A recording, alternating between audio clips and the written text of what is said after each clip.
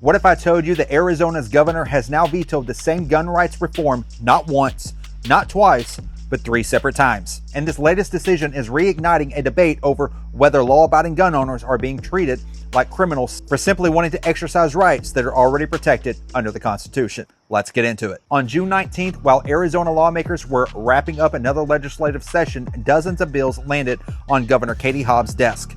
Some were signed, many were vetoed. In fact, reports indicate Governor Hobbs vetoed 88 bills in a single day, continuing what has become one of the most aggressive veto records in Arizona history. But among those vetoes were 2 bills that immediately caught the attention of gun owners across the state: Senate Bill 1068 and Senate Bill 1069. To understand why these vetoes are generating so much backlash, you have to understand what the bills actually would have done.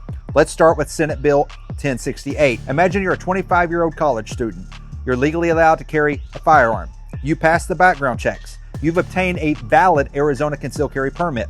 You can legally carry in many places throughout the state. But the moment you step onto certain college campuses, different rules suddenly apply. Supporters of SB 1068 wanted to challenge that. The bill would have prevented universities, colleges, and community colleges from creating policies that prohibit licensed concealed carry holders from carrying firearms for self-defense. It also would have protected the ability of law-abiding citizens to keep firearms secured inside locked vehicles while attending school. Supporters argued that constitutional rights shouldn't disappear simply because someone decided to pursue higher education. Opponents argued that allowing firearms on campuses could create safety concerns and complicate campus safety efforts. Governor Hobbs ultimately sided with the opponents and vetoed the bill.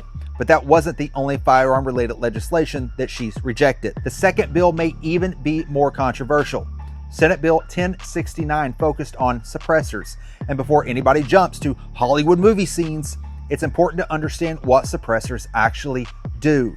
They don't make firearms silent. Instead, they reduce the sound of a gunshot to safer hearing levels. Many firearms owners use suppressors to protect their hearing and reduce noise complaints at shooting ranges. Under federal law, suppressors are already heavily regulated. Purchasing one requires a federal background check, registration with the Bureau of Alcohol, Tobacco, Firearms, and Explosives, and payment of a federal tax stamp.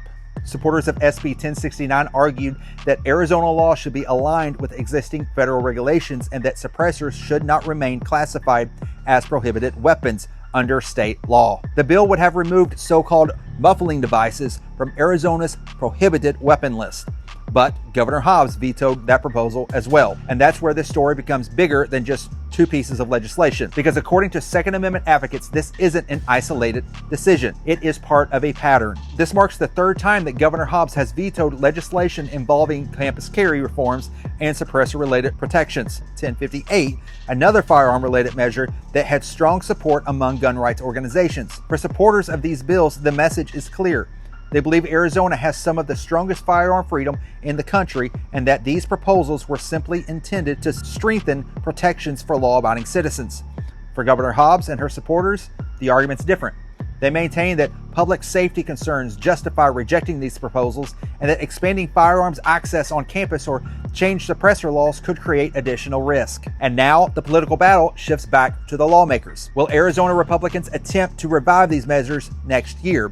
Will future elections change the balance of power in the governor's office? And how long can this cycle continue where lawmakers pass firearm legislation only to watch it get vetoed?